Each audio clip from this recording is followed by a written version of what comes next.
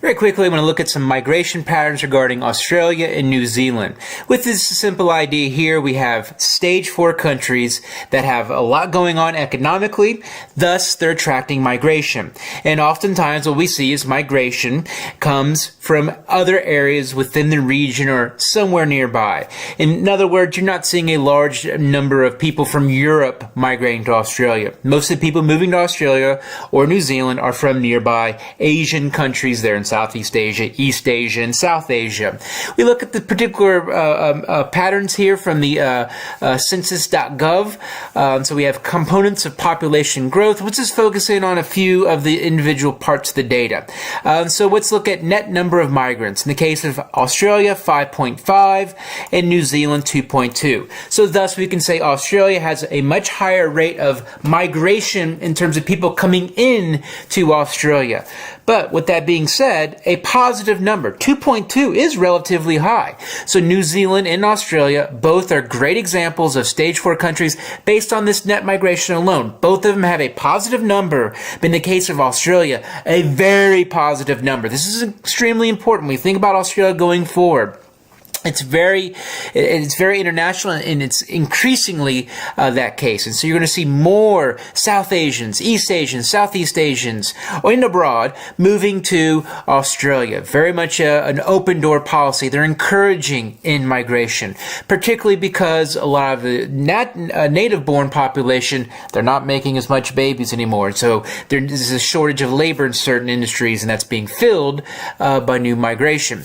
Further, we can see the net number of migrants. So net number of migrants is essentially, it takes the number of people that moved into a country and subtracts from it the number of people that left the country. And so you can see, 127,000 is a large number, especially compared to that of New Zealand. Okay, so we have the moral of the story here as far as Australia and New Zealand. Both of them are growing big time from in-migration, but Australia more so. Let's take a look at more particular patterns as far as the where.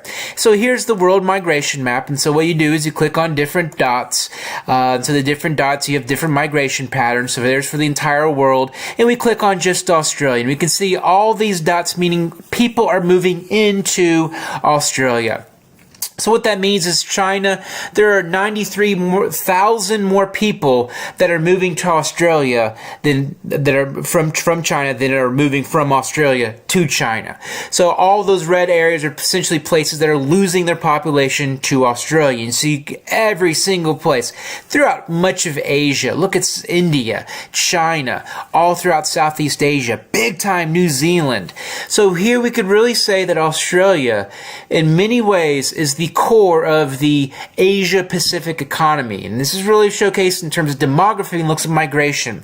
Once again, why do people move? They move because of economic reasons, more often than not. They also move for political reasons.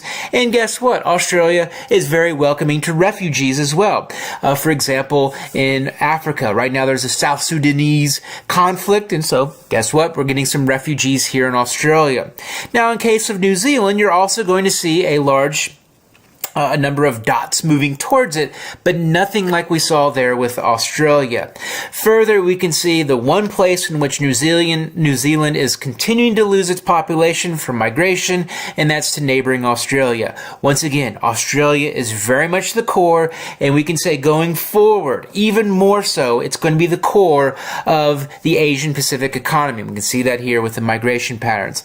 Nonetheless, though, there are some in-migration from other particular areas of Asia, particularly Southeast Asia. Don't see a large amount of Japanese moving to New Zealand or Koreans.